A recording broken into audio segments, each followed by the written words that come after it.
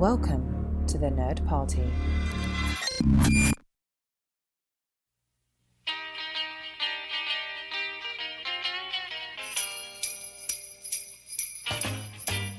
Jingle bell, jingle bell, jingle bell rock. Jingle bells swing and jingle bells ring.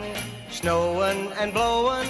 Hello and welcome to yet another episode of Missing Frames. I'm your host, Shawn Eastridge, and for this episode, I am joined by the beautiful John Mills. Hello, everybody.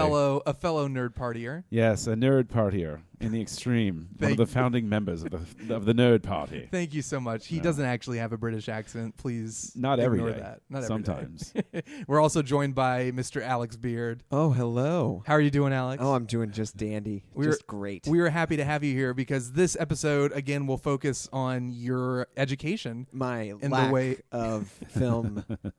I'm the anti-Criterion collection. It's true.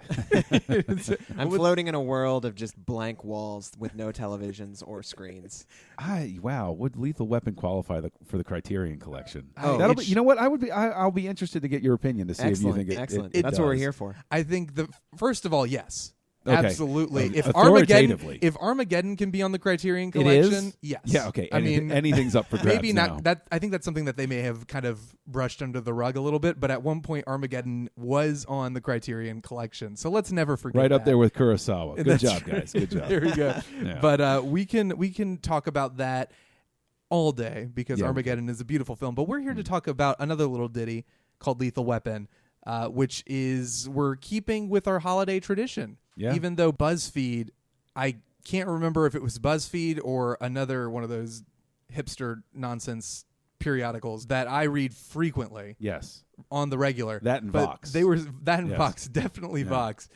They were talking about how they had people vote and say, is this a Christmas movie? Is this not? And Die Hard and Lethal Weapon were both voted as not Christmas movies. And I am here to say they are Christmas movies. And we are going to talk about Lethal Weapon as if it is a Christmas movie. It's part of our It is a Christmas movie. It is. There's no question. No. That really annoys me because the thing is, it got a little tiring for a little while for people talking about how Die Hard's their. Oh, I always watch Die Hard at Christmas. Yeah, we get it. But now that's just all part of that blowback now, where everybody's like, no, it's not a. I'm going to go on a campaign that removes the Polar Express from being considered. I think you should because if we're going to remove these movies, we might as well. I mean, how far? Where's the line, people? It's true. Where's the line? It's true. We've got to find the line somewhere. But we're talking about Lethal Weapon, which is a Christmas movie, as we've established. And it's funny you bring up Die Hard. Something I forget is that Lethal Weapon came out before Die Hard. Yes, because Die Hard gets all the credit, and it is an amazing movie, and it deserves the credit. Yeah, but Lethal Weapon almost gets kind of, I don't want to say forgotten, but in the wake of Die Hard, it kind of does. Having lived through the era. Being the old man that I am, what I can tell you is that Die Hard actually I snuck into. Lethal Weapon was just early enough that I still couldn't sneak into it. Right. But with Lethal Weapon, it got wiped out in the tsunami wave of Die Hard specifically because Die Hard was a sleeper hit. Nobody expected Die Hard. It came out at the end of August. It was like 20th Century Fox was like, yeah, and here's Die Hard too. Right. And then it became this huge smash success, and so people started looking at Die Hard as the one to copy. Yep. Because it was like, oh well, there's the just like Hollywood just always follows. Yep. The train and stuff like yes. that. And eventually it all culminates with Speed, and we all started asking ourselves. And what then we were Speed doing. 2 Cruise Control just took it to a whole other level. Yes. Action movies have never been the same. It was called The Bus That Couldn't Slow Down. But I had never seen Lethal Weapon. It just wasn't on my radar. And when I went to film school, I heard about Shane Black, and this is the screenplay for Lethal Weapon is one of those Cinderella stories where it's like Shane Black was living in LA, he was a film student, he wrote the spec script, and then it just kind of worked its way through the ranks till it got to producer Joel Silver, who was like, let's do it. And then all of a sudden Shane Black has sold this script, and it's a fun read. The script itself has a lot of just a lot of smart alecky comments. There's one where he's like, the boys arrive at a mansion that looks a lot like the one I will own if this movie is a hit. But it has lots of things in there, so it's very fun to read.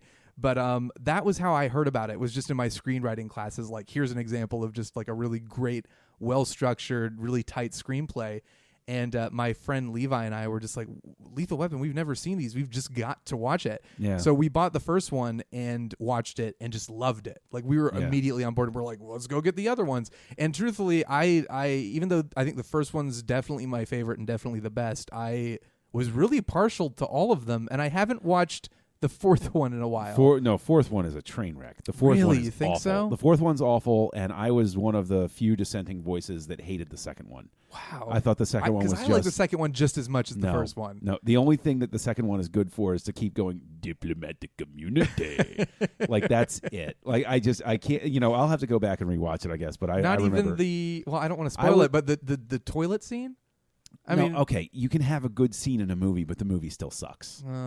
Okay, that scene though, that scene's great. Is so good. Who doesn't that love an even if exploding the rest, toilet? even if the rest of the movie, if I were to humor you and say the rest of the movie did suck, that scene just by itself would lift everything up. No, it wouldn't. Alex is just sitting over here like, what? Why exploding is this happening? toilets? Exploding. Why aren't we? Jim Carrey Why aren't we movie? watching Lethal Weapon 2? Yeah. I need to get on this. Yeah. But John, so what did you see Lethal Weapon in theaters? No. Like, what was your experience? No. with Lethal Weapon? Die Hard, I snuck into because I Yep. was just barely a teenager the summer that came out, and we bought tickets for we bought tickets for we bought tickets for Clean and Sober. Because that was PG-13, and so nobody thought anything was like, 13-year-olds going to see a movie about alcoholism. Okay. And that's a movie that's gone down in history too. Oh, hasn't it? Definitely a lot of top tens. Lethal Weapon is just early enough. I wound up seeing it on video because my brother worked in a video store. That means I saw a ton of stuff that I wasn't supposed to see. And because, he'd rent it, he'd bring it home, and he'd be like, shut up, don't tell mom and dad. I was like, you got it, boss. We're on board here. But I'll actually be really interested to watch it because I don't know that I've ever seen it in the proper aspect ratio.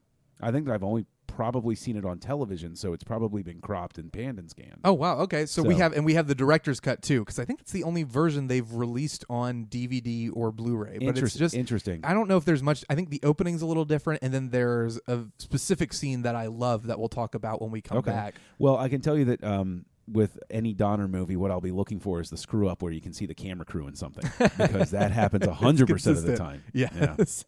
Yeah. So my only request for going into this blind to view this film is that we just recreate sneaking you into the movie.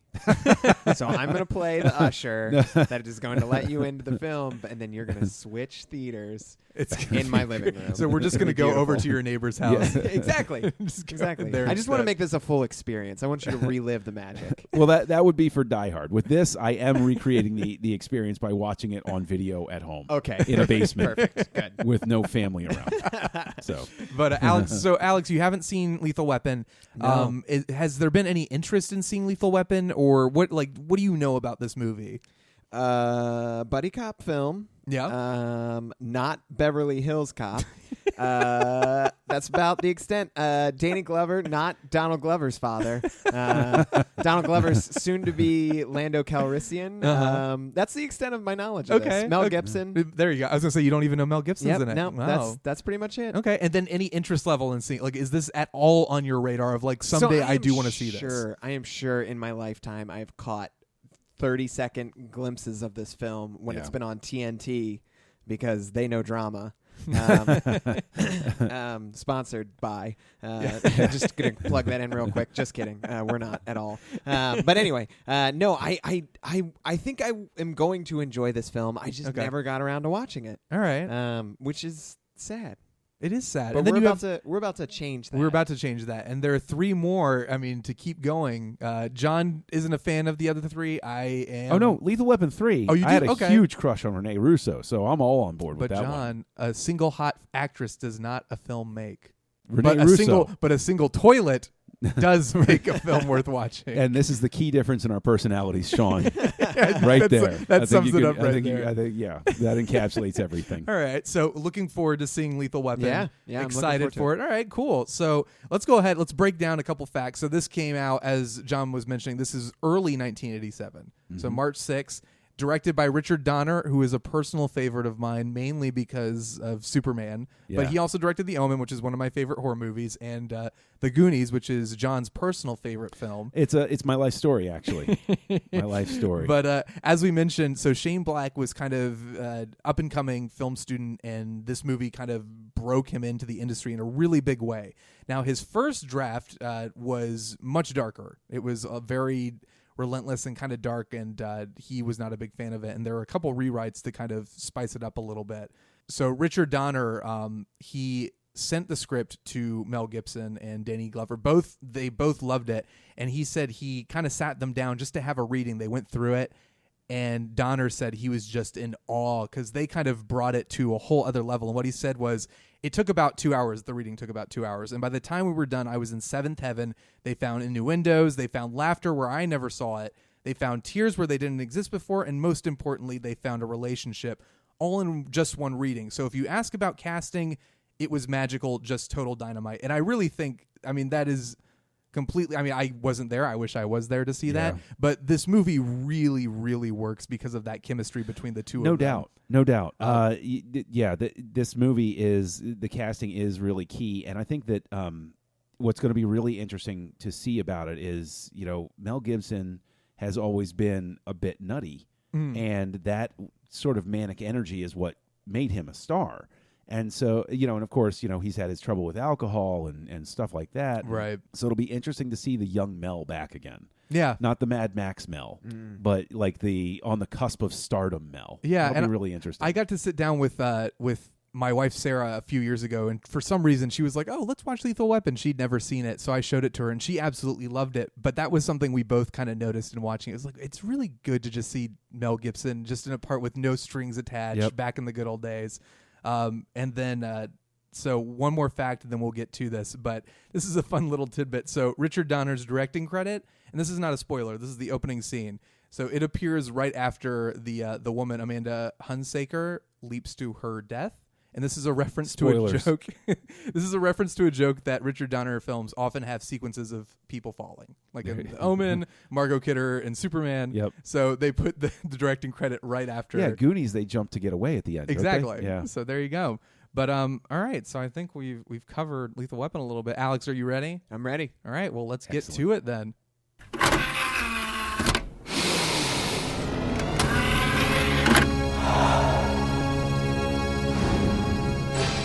Now available to own on video cassette. So while we're off watching Lethal Weapon, let's take a moment to talk a little bit about something called Loot Crate. Loot Crate, what's that, you ask? Well, it's only just the most amazing thing. They offer an epic range of pop culture items for less than $20 a month. Less than $20. So whether you're shopping for the geek in your life, or let's just say you are the geek in your life, Loot Crate is the best surprise you know is coming. And every month there's a different theme, new exclusive items, and you can only get them from Loot Crate. And right now we are offering a special deal. Now this is until December 19th, which is technically the day after this episode is airing. So if you're listening, you need to get to Loot Crate right now. Go to lootcrate.com/nerdparty and enter the code NERDPARTY, and you will save off this awesome deal we're doing. And we're talking about a revolution. That's right. We're getting Beatles style up in here. Fight the power and pave the way for a brighter tomorrow with December's Rebellious Crate. And that features exclusive items from Assassin's Creed. That's Michael Fassbender. You love Michael Fassbender. Who are you if you don't love? He's amazing. And it's not just Assassin's Creed. We've got Mr. Robot, Firefly. I'm telling you, Michael Fassbender, Joss Whedon. Who doesn't love these guys? And then we also have an exclusive Funko Pop figure and our monthly t-shirt and pen. So again, go to lootcrate.com/nerdparty, enter the code NERDPARTY, and you will save. Now, what do you say? Let's get back to the episode and talk a little bit about Lethal Weapon. And we are back. We've watched the movie. The question on everyone's minds, Alex, what did you think of Lethal Weapon? Oh my gosh. What a thrill. What a thrill that was. I thoroughly enjoyed that movie. Yeah. Good. I want to watch the other ones now. You should. I skip 2. I think 2 is just as good. Yeah. Some would say it's better. I don't know if I'm one of them, but I'm partial to all of them. I think the first one is definitely the best one, though. I think the the relationship is really great. Like I love how Danny Glover is just completely apathetic about everything, but then at the end he becomes like a warm soul, and it's like true like buddy. I know. You know? It's great. Well, it's kind of it was a refinement. It was definitely a refinement of kind of the buddy cop movie. I mean, I know we have Beverly Hills Cop in 1984, and then there's, of course, I'm sure there are a couple other examples I just can't think of. But yeah, but I mean, Beverly Hills Cop was, I mean, that's a solo guy. You know, he meets up with, Judge Reinhold, who's all wacky and everything. And Right. that was really just an Eddie Murphy vehicle. True. This actually, the two leads have equal weight.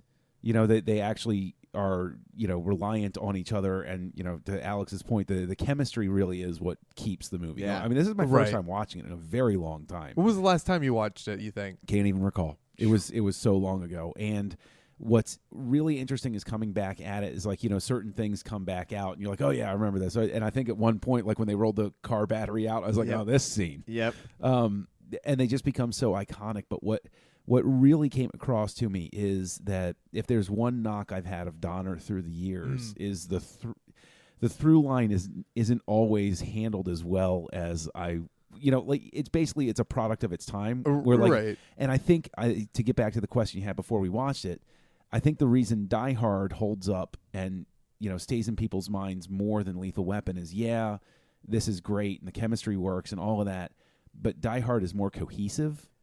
Yeah. And that's what I would say. I did get that, and I still enjoy this movie watching it again, but this time I definitely did notice it kind of, especially in the third act, it really starts to just jump. It's like, all right, we gotta get moving. We got 20 minutes left. Yeah, guys. the first Exactly. that would be one thing that I would say for sure. Like the first 30 minutes of that film, it doesn't drag, but the speed drastically increases towards the end. It's like, all right, if we're walking at a leisurely pace, by the end we are running. Yeah. We're running at The a full first couple sprint. acts, they do a really, I mean, they kind of take their time. They build this family life, and then they kind of introduce Riggs, his whole thing with his wife and how suicidal he is. Something I was going to mention beforehand that I wanted to save till after. Apparently, I could be wrong about this, but I'm almost positive what we watched was the director's cut, and the scene of him about to shoot himself looking at his the photo of his wife was not in the theatrical version. It was, but I think the thing is, my memory isn't going to be reliable. But I remember the scene where he's looking at her, and he, and he's got the gun. I think that this was longer. Okay, That's completely possible. I'm not 100% on that. I never recalled him putting the gun in his mouth. I remember him putting it to his head and staring at it and then leaving. And I think, the way that it played this time, like I noticed all of us were like dead silent. Like that scene is an incredible acting scene. Yeah. He it's a really powerful scene, and again, just thinking about that scene, it's a great scene. But when you think about it in the context and where the film ends up by its third act, it almost... I was watching it again, I was like, I love that scene so much. But it almost makes sense to me that Donner or whoever would say, maybe just lose a couple minutes out of that. Yeah. And just looking at the full picture. Yeah. Because it does really... You're absolutely right, where Die Hard is very cohesive and kind of builds to the really powerful climax, and it's very well put together. Lethal Weapon... almost it never falls apart, but it definitely becomes like it's an 80s action movie. Here we go. Here's the part where there's the fight scene in the rain, and here's the part where they like have the shootout and we have to have an explosion in there somewhere. You get the sense that they were like, okay, now we need to just start checking off the list of this is an action movie. We need to have these things. This is my question for you, Alex, is that fight scene in the rain. Okay, how does it play for you? Because for me, it's awkward how they get there. Yeah. But the fight scene itself, the camera work suddenly, like, did it play well for you? Was there any sense of suspense danger? It seems hokey to me, even like today. Like it still seems hokey, even though I understood. Like, try to put yourself in those characters' shoes. Like, I totally get that they just want to have like a duke out with this guy. Like, I understand that they like it's a little sexy. It's like their justice, and I understand that. But at the same time, like, it just seems so weird that they would like all just stand there and be like, are we gonna let this happen? Like, there were so many moments. There are so many moments at the end where the three of us are watching and just saying, Like, there's so many moments where it's like, here's my badge, I'm a cop, and the cop's like, oh, go on in, take your like automatic rifle and just run right into the crowd. Yeah, and you you're look like a civilian. This is normal. Mel Gibson running around like Right. shirtless, and he's like, no, here's a badge, and it's like, you can pick this up in a toy store across the street. I'm not going to check the badge number and with my radio on my shoulder go, badge number. So could you describe the police officer that owns that badge, please? Everyone, by the end, everyone knew them at LAPD. Exactly. In L.A. Are you like, here he comes again, and he's still not wearing a shirt. Yeah. But I one thing that I thought was really fun was Canadian Mist, clearly a sponsor of this film. Very Popped much up so. a number of times. Yeah. A billboard, like talking about it in the fridge. It's not enough to carjack the Audi. You have to say, can I test drive your Audi? Yes. Although I do I have to never say, noticed that. Alex gets the prize for spotting the Donner crew member mess up. I said, is that a bunch of homeless people or is that so crew? which part was that again? It was when the car is going. So this is down near the end of the off- movie. Yeah, down the off ramp, and it ends up getting shot in the hood, catches on fire, and like kind of hops the corner. Okay. And when it hops the corner. There's like, I don't know, maybe 4 or 5 guys like all black, basically right along the edge, and it's like, that's crew. Yeah. All right. Yeah. Well, I mean, this is back in the days before they had like the plasma monitors and stuff. Yeah, like they're yeah. watching a little like 4-inch replay thing. Yep. It's like, yeah, good enough. Yeah, and it looked like there was like a tent with them. Like they tried to like hide it, and they Right. did a decent job, but everyone could see. Yes. Yeah. But the thing is, there's another film flub. It's like Donner has so much energy in his movies that like you tend to forgive the film flubs Yeah. and stuff. But that scene, like, if he were George Lucas, he would have gone back in with digital technology and added it because when they jump off the roof, chain. when they jump off the roof, the handcuffs are not connected like at all. Yeah. And it's like, I didn't notice that until this viewing too. And as soon as I Yeah. noticed it, you were like, "Oh, yeah. Oops. big one there." They probably Yeah. were like started, and then they like probably legally couldn't keep them connected. Right. For, like, I think- safety I purposes. No, absolutely. Yeah. So, but there was not. I mean, you see, there's like a connecting thing that's not connected to anything. It's Yeah. just there for the effect of it. Yeah. And then the Mel Gibson stunt double's like, "Quick, hold my hand before somebody Yeah. notices we're not connected." And then We they don't grab- want to have to do this again. Yeah, But we it only is- get one take. Yeah. It is painfully clear that that's what's happening. But I wanted to talk a bit. So tonally, it's pretty consistent throughout, and then it just kind of becomes crazy action movie at the end. How much of that? So, Alex, this movie was written by Shane Black, as we were discussing, but it was actually, there is an uncredited writer who came in and rewrote it. And his name's Jeffrey Boehm. Boehm. Or Boehm. B-O-A-M. There you go. So Boehm, and what he did is Richard Donner, Joel Silver, everyone agreed that the script was good, but it was too dark. So they had Boehm come in and do rewrites on it. And mostly what Boehm did was he added a lot of comedic touches. So probably a lot of what we see with the relationships, a lot of the one-liners and things like that. There was one line in particular that I don't know if Mel read it wrong or if it just was like a product of the time. I don't think it was. I think it was supposed to be taken as being funny. But when they're in the gun range and he talked about 2 women like being together, the 2 prostitutes, or I guess the one prostitute and the other being the pornographic actress. Mel Gibson delivers the line "disgusting," but he's like completely straight with it, which I think it was supposed to be a joke, but I'm not really sure. I think, but the thing is, I think it was more about them being prostitutes or something. Okay, like saying right. ugh, gross prostitutes. There were like a couple lines where I felt like, oh, that like I don't know if that was written for comedy's sake, and then they just like missed it or not. Well, it's funny because Shane Black,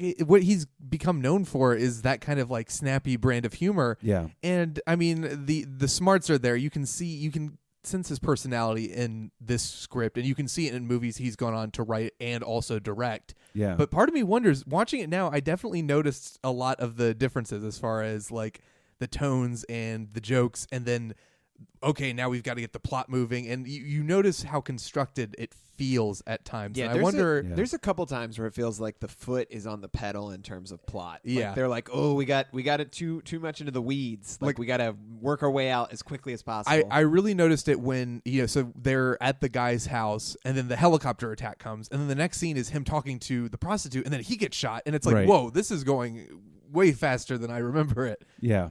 No, and on top of that, because when we were seeing that, I think Alex, you were the one that said it was like, wait, how do they know that the cops know everything? Yeah. It was a guaranteed inclination. Like it was an assumed fact that they knew something. There's a weird transition where Gary Busey is just ADRing. Yeah, the cops know everything now. Yeah. And it's like they're like, let's just add that in. We'll cut out all the dialogue in between. That's sort of another Donner touch. There's always a lot of ADR in his movies, right? I don't know. Does he just like chew loudly while he's shooting or something? I guess so. I guess But the thing is about Boehm, you said he was brought in for comedic touches. Right. He went on to work on Indiana Jones and the Last Crusade. Yes. And that is a movie known for being sort of like, the silly Indiana Jones movie. Yeah. True, yeah. He supposedly there were drafts that he did of Kingdom of the Crystal Skull, but before he died, he said to his brother that wasn't true. That all of the stuff floating on the web was a fake. That he never actually did any work on it. But it's one of those urban legends. Everybody thinks that like he did all of these drafts. Right. And Lucas was like, no, it must be different. And just to bring it back to the connections between this movie and National Lampoon's Christmas Vacation, he also wrote Funny Farm, which stars Chevy Chase. Yeah, it was a Chevy So there we Chase go. vehicle. Have you ever seen Funny Farm? I have. Yeah. Yeah. Have you ever seen Funny Farm, Alex? I have. I'm glad we've all seen it because I'm so glad there's not going to be a missing frames on Funny Farm. Oh, my word. You and me both. Even when I was a kid and I saw that movie, I was like, this isn't funny at all. No, it's not. Wow. It was just what happened. But I wonder if the Murtaugh house is in that movie. No. I guess we'll have to watch it and find out. Although Boehm also, there's a reference to something he worked on in this movie. The Lost Boys. That's right. Yeah, at the movie theater. Yeah, because he wrote the script for that. But the thing is, Lost Boys came out after this, I thought. So maybe it was a reference that he was because he would have been on set like doing on-set rewrites and stuff, right? I honestly can't remember. And what I'm pretty sure Lost Boys was 87. And this was 87 too. So maybe they were the same year. Maybe they were shooting at the same time. I bet you that's we the should case. go back and watch Lost Boys and see if there's a Lethal Weapon reference. Well, the thing is, I think there was a Beverly Hills Cop jab in this because at one point after Riggs gets shot and they're walking back to the car, and Murtaugh says, what are the next steps? He says, I don't know, go to Detroit for a couple of months and lay low. Yeah. So that, sort of like I like those types of Easter eggs, those types of callbacks to things. So no, that's great. Yeah. The one thing that I will say, the only thing that kind of threw me off with the film is just Mel Gibson's character at the beginning felt like too caricature-ish. So by that I mean he's like a little over the top, a little too much in terms of like this like wacky guy. Yeah. Like it wasn't believable in terms of either suicide or like mental illness. Right. Like the scene with him about to kill himself, with the gun in his mouth, like that was good. But there were like other moments where he's like just laughing manically, and it's like, I don't know if I buy that. You're like, I don't know if I buy this. Or you mean doing a Three Stooges slapstick gab with three drug dealers? Exactly. Actually, speaking of the mental illness thing, like this is, for me growing up, this is the first movie where like there was a character who had what seemed to be a legitimate mental illness, where it wasn't just like, especially you're like, nuts, man. Like there were like this was somebody who was really dealing with like a real traumatic thing, and in like a pretty like it's a what wasn't a summer movie, but it's like an action movie, the big action movie, for them to like address something like that and something like this. But there was also very much, and this was a hallmark of 80s movies, was the Vietnam connection. Mm-hmm. Yeah, movies in the 80s were obsessed with tying it back to Vietnam because everybody make was it relevant. Everybody was still working through that. Yeah. Also, I cannot get enough of CIA covert ops connections to anything. I mean, if we could work that into every movie, we really somehow, need more of that. I would love it. Do you think that movies are what have turned all of us, in that generation forward into conspiracy theorists? I think they planted the seed. Yeah. I think they planted the seed. I think the CIA planted the conspiracy theory seed so that when we heard it, we would all think it was made up. I think the director's cut is really just the CIA cut of Lethal Weapon, and they put in every CIA connection. They threatened Donner's child. They did. They held her hostage. They're like, we're taking away Superman 2 from you, and he's like, that happened years ago. I don't know what you're talking about. So was Scrooged the next movie that he worked on after this? I think because Scrooge was came what, out in 89? 89? Yeah, I think 89, so. It must have been. But then he also he did go on to do the rest of the Lethal Weapon movies. Yes, he so did. Shane Black, he came up with the story, for Lethal Weapon 2, but again, they were like, it's too dark, and that's so funny to me though, because he's not known. Like Shane Black is now not. Do you think that like they just browbeat the darkness out of him, and that's why you get stuff that's more Iron Man 3-ish? Right. Hollywood put a smile on his face. Yeah. Well, I mean, you look at. Right? I mean, so the movies, because he went on to start directing, and he did Kiss Kiss Bang Bang. That was his debut, Yeah, and I that's love a that movie. really. I mean, it's amazing. I haven't seen that. Oh, you it's so haven't? You good. might need to do that. Oh, okay. It's superb, but it's also like it's very zippy and funny, and Okay. I mean, it's violent, but in that Shane Black way, where it's not Right. overtly like serious. Okay. Iron Man 3, same thing. Yeah. It kind of. The reason I love Iron Man 3 so much when a lot of people don't like it is because it really pulls the rug out from under you. Oh, And yeah. a lot of people were like expecting a very straight-faced superhero movie, and what they got was Shane Black saying, "Ha ha, Well, they I got fooled you," but it's great. They got Shane Black saying, "I got Robert Downey Jr. I'm going to have fun with that." Exactly. That's exactly So- what you should do. But again, not overtly serious. Yeah. And then same thing with The Nice Guys. still Very, haven't very seen. funny, I gotta see and that. I highly recommend it to everyone. But it is interesting that he kind of kept getting panned, and I haven't seen any of his other movies from this time period, like The Last Boy Scout. I haven't seen. Last Boy Scout is amazing. Have you seen it? Nope. Oh, you I got to haven't see. seen You got to it, yeah. see. Last Boy Scout is now. If you want to talk about humor that is definitely artifacts of the time, I cannot vouch for anything being non-offensive in the Last Boy Scout, but I can tell you that it is Bruce Willis. It is prime Bruce Willis. All right. And Damon Wayans just when his star was starting to rise. And so, like, they're both working for the camera big That time. little brief area in Damon Wayne's career where his star was rising, now- and right before it And fell now, immediately. ironically, he's playing the Murtaugh character in the Lethal Weapon TV That's series. There we true. go. Which It all comes I back hope around. everyone is watching. I know I'm not. But yeah. So as far as what you were expecting from Lethal Weapon, were you expecting it to be as funny? Were you expecting it to be more serious? Where did it fall as far as your expectations went? Like, was there anything you were kind of hoping for that this movie didn't fulfill? The first quarter fit what I was thinking it was going to be. Okay. Which is like very like staccato, slow build, get to the action towards like the middle of the film and then Right. kind of go nuts. But really it got fun. Like I became invested in the characters, which Yeah. I wasn't necessarily expecting. Uh-huh. Even though, it is a buddy cop film and like it's really based on those characters. I definitely liked the relationship. I thought that was great. Yeah. I think it fit what I thought it was going to be for like the first quarter, and then the rest was like pleasantly surprising. Yeah. Key question, and I think I know where you're going to fall on this. Christmas movie? Christmas movie. This is absolutely Yeah. Chris. I mean, no doubt. If you say that it's not a Christmas movie, you are a Grinch. yeah. You are need a to Grinch get who does your not check your understand it. Christmas spirit because this is it's absolutely a through line of the film. I don't know how you could say it's not Christmas because they mention it like at least 10 times. yes. But and even beyond that, it's a movie about finding a new family, finding yourself, finding love, finding forgiveness and togetherness, and all, that's what Christmas is all And it's about. also man. about gift giving. Yes, Giving that's the true. gift of not killing yourself. That's true. This holiday season. and that's the gift that keeps on giving. It true. really Day is. after day. It really is. So let's talk about favorite moments, favorite scenes in this movie. Just the things that stand out to you as like when you talk about Lethal Weapon, and if somebody across from you is like, sell me on this movie. I don't care about spoilers. What's the scene in this movie that will make me want to watch it?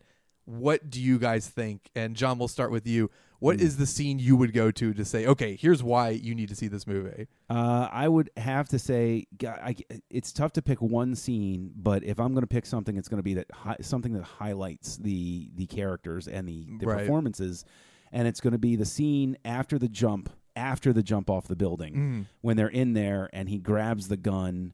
And he's got it, and he's really going to like. And Yeah. Murtaugh is basically calling his bluff, and then he realizes he's not bluffing. Yes. That is an amazing scene. And for any other thing that I might knock Lethal Weapon about, like Donner gets, and this is true throughout all of his filmography, he gets great performances out of people. Absolutely. And just that scene, I would say, encapsulates everything that works about this movie. I know that it's one of the darker ones. But then, you pair it with the very end of, giving the bullet back. And, you could watch just those two scenes, and you've got basically a 5-minute version of the movie right there. Right. Yeah. No, I agree. Alex, what about you? So I think mine is kind of obscure, but I think mine is when they're in the bank and they're talking to the banker, and he's like, "You need to kill that man." Yeah. Yeah. And it's like he's loudly stating this, and I understand, like, if you're grieving, like, you're gonna say some things that you might not necessarily mean, or in his case, probably does mean, but.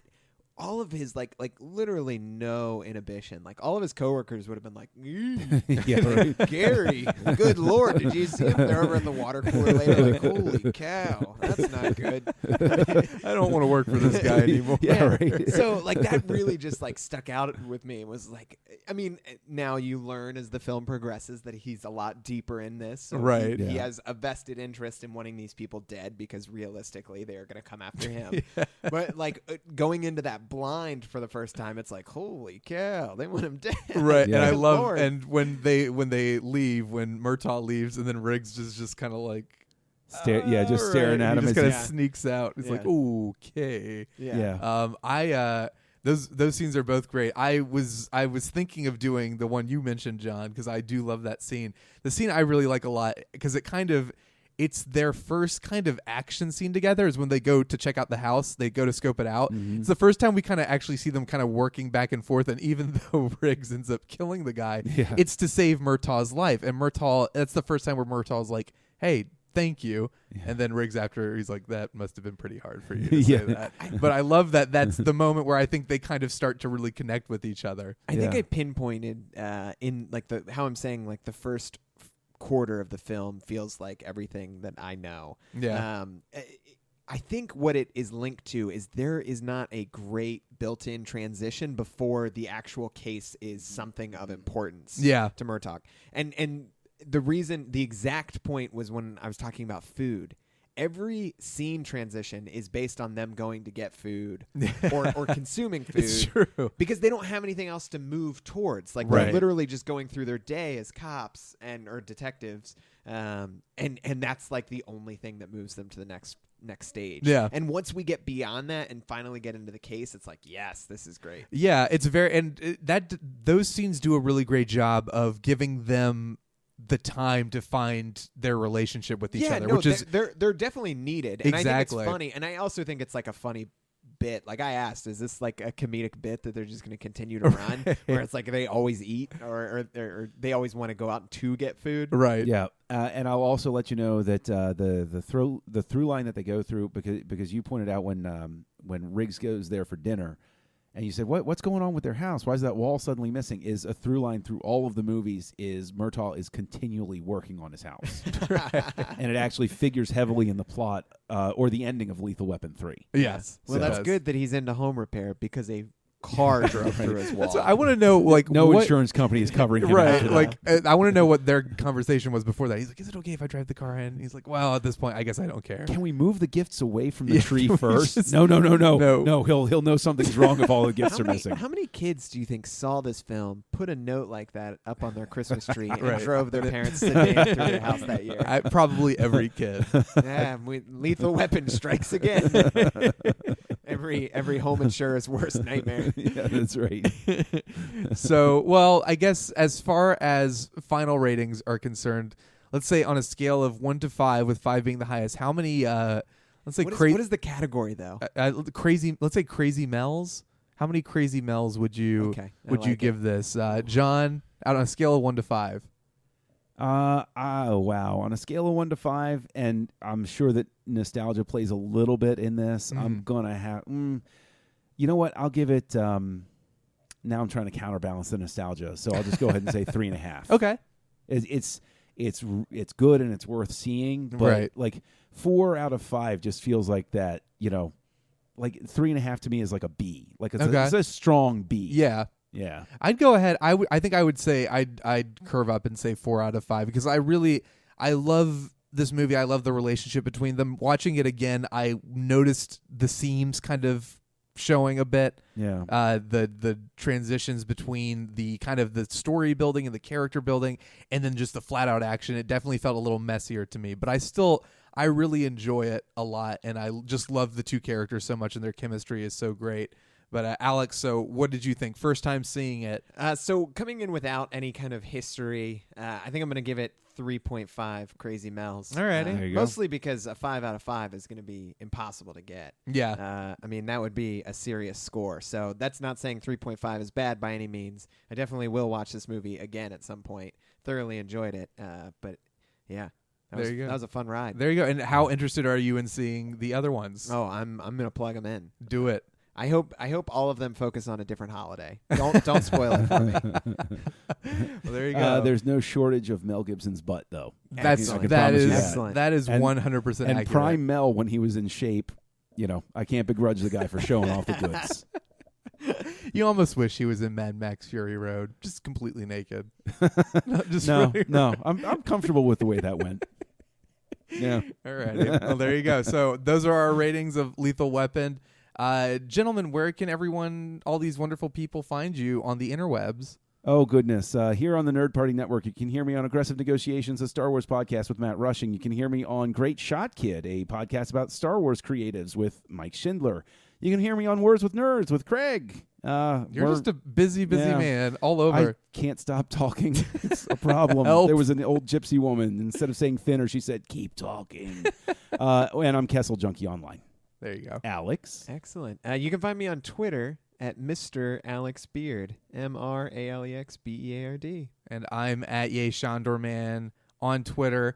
And again, check out the Nerd Party. There are tons of great shows. Mostly the ones that I am on, but also the other ones are good too. No, but really, everyone is doing a great job, and I highly recommend checking them out. There's lots of good stuff there. And thank you for tuning in again to another episode of Missing Frames. What do you think? Are you a fan of Lethal Weapon?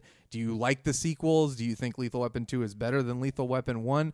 Where does it fall? And also, most importantly, is it a Christmas movie? The answer is yes, it is. But we want to hear what you have to say. So feel free to reach out to At Join Nerd Party, There or you you go. can go to Facebook.com/Nerd Party. There you go. Or the NerdParty.com/contact if you want to contact anybody that is affiliated with one of our great shows. Beautiful. And as we move out of our holiday movies, we want to start hearing from you. What movies should we be watching? There are tons of movies I haven't seen, that Alex hasn't seen, John hasn't seen, Brandon, Lindsay, Richie, all of our co-hosts. There are tons of movies we want to watch, but we definitely want to start getting some input from you guys. So just feel free to reach out to us by any means necessary. Just don't come to our houses, please. That would not be appropriate. I mean, they could come over here if they want. Yeah, sure. You can It's be nice on an here. episode. It is. I like this place. It's fun. It's Yeah. good. But gentlemen, thank you so much for being on the show. John, thank you so much for stepping out. Thank you for having me. You are very welcome. And Alex, thank you. Of course. Glad we got to experience Thank watching you this both. again This with was a you. joy. This is a wild romp, a true joy. Perfect. And there you It's go. got to go on the back of the DVD. And hopefully everyone will have a Merry Christmas, a Happy Holidays, whatever it is. We hope you kick back, watch Lethal Weapon and or Die Hard, the two of the greatest Christmas movies of all time, and enjoy the rest of your whatever. Ramahana Kwanzmas. Jingle